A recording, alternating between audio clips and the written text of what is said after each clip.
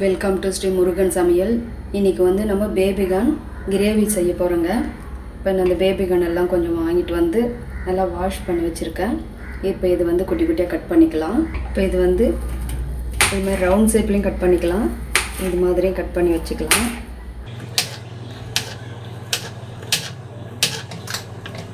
இது மாதிரி எல்லாத்தையும் கட் பண்ணிக்கலாம். இப்படி எல்லாமே கட் பண்ணிட்டோங்க. இப்போ எப்படி செய்கிறதுன்னு பார்க்கலாம். கொஞ்சம் ஆயில் சேர்த்துக்கலாம், கார்னை சேர்த்துக்கலாம். இப்போ இது வந்து ஒரு 5 நிமிஷம் நல்லா வதக்கிக்கலாங்க. இந்த எண்ணெயில் நல்லா வெந்துடும். இது ஒரு 2 நிமிஷம் மூடி போட்டு விட்டுக்கலாம். ஓப்பன் பண்ணிக்கலாங்க. பாருங்கள், நல்லா வதங்கிடுச்சு. இப்போ இதை ஆஃப் பண்ணி வேறு பவுலுக்கு மாற்றிக்கலாம். இப்போ கொஞ்சம் ஆயில் சேர்த்துக்கலாங்க. ஒரு ஸ்பூன் நெய் சேர்த்துக்கலாம். டேஸ்ட்டு நல்லா இருக்கணும். சீரகம் ஒரு 1/4 டீஸ்பூன் சேர்த்துக்கலாம். இதில் வந்து பட்டை, லவங்கம், ஏலக்காய், ஒரு பிரியாணி இலை எல்லாம் சேர்த்துருக்கேன். ஒரு ஸ்டார் பூ எல்லாம் அதையும் சேர்த்துக்கலாம். ஒரு 2 பெரிய ஆனியன் கட் பண்ணி கொஞ்சம் பொடியாக கட் பண்ணி வச்சுருக்கேங்க. அதையும் இதோடு சேர்த்து நல்லா வதக்கி விட்டுக்கலாம். நல்லா இதை நல்லா வதங்கட்டும். இஞ்சி பூண்டு பேஸ்ட் அரைச்சி சேர்த்துக்கலாம். ஒரு 5 நிமிஷம் நல்லா வதக்கிக்கலாம். இஞ்சி பூண்டு பேஸ்ட் ஒரு ஸ்பூன் சேர்த்துக்கலாங்க. அது சேர்த்து நல்லா கொஞ்சம் வதக்கிக்கலாம். கொஞ்சம் கருவேப்பிலை சேர்த்துக்கலாம். நான் பெரிய சைஸ் தக்காளி 2 எடுத்து கட் பண்ணி வச்சுருக்கேங்க. இது மிக்சியில் சேர்த்து கொஞ்சம் நல்லா ஃபைன் பேஸ்ட்டாக அரைச்சிக்கலாம். இப்போ தக்காளி சேர்த்துக்கலாம். இப்போ கல் உப்பு சேர்த்து கொஞ்சம் வதக்கிக்கலாங்க. இதில் இருக்கிற எண்ணெய்லாம் நல்லா பிரிகிற அளவுக்கு இது கொஞ்சம் நல்லா வதங்கணும். அப்படியே ஒரு மூடி போட்டு விட்டுக்கலாம்.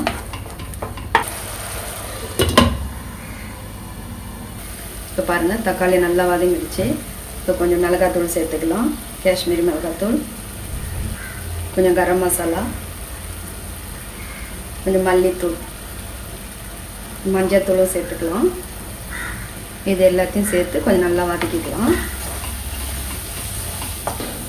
இப்போ நம்ம ஏற்கனவே வதக்கி வச்சுருந்த பேபிகார்ன் இதோடு சேர்த்துக்கலாம்.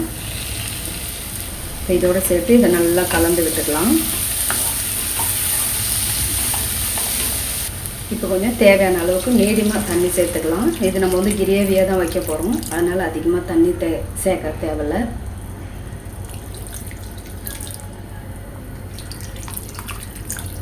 இந்த அளவுக்கு சேர்த்துக்கினா போதும். இது வந்து பூரி, சப்பாத்தி, இட்லி, தோசை, ஒயிட் ரைஸ் இது எல்லாத்துக்குமே நல்லா சூப்பராக இருக்குங்க. இப்போ இது வந்து ஒரு 5 நிமிஷம் நல்லா சுலோ அடுப்பில் வச்சு வேக வச்சுக்கலாம். நல்லா கொதிக்கட்டும். ஒரு மூடி போட்டு விட்டுக்கலாம்.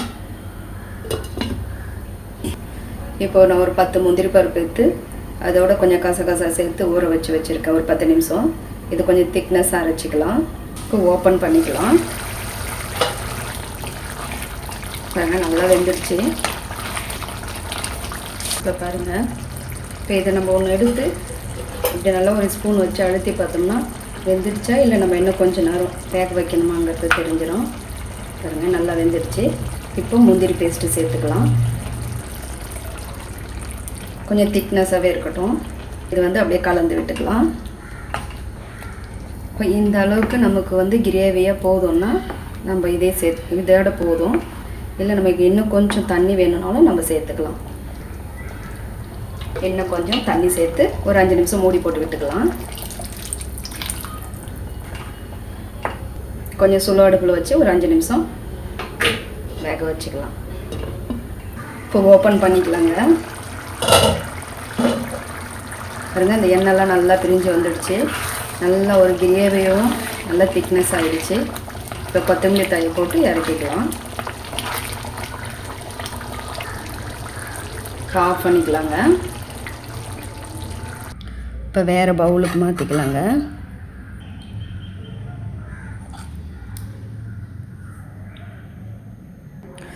சூப்பராக பேபிகார்ன் கிரேவி ரெடி ஆகிடுச்சுங்க.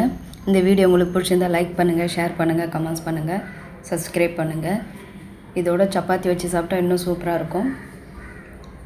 தேங்க்யூ.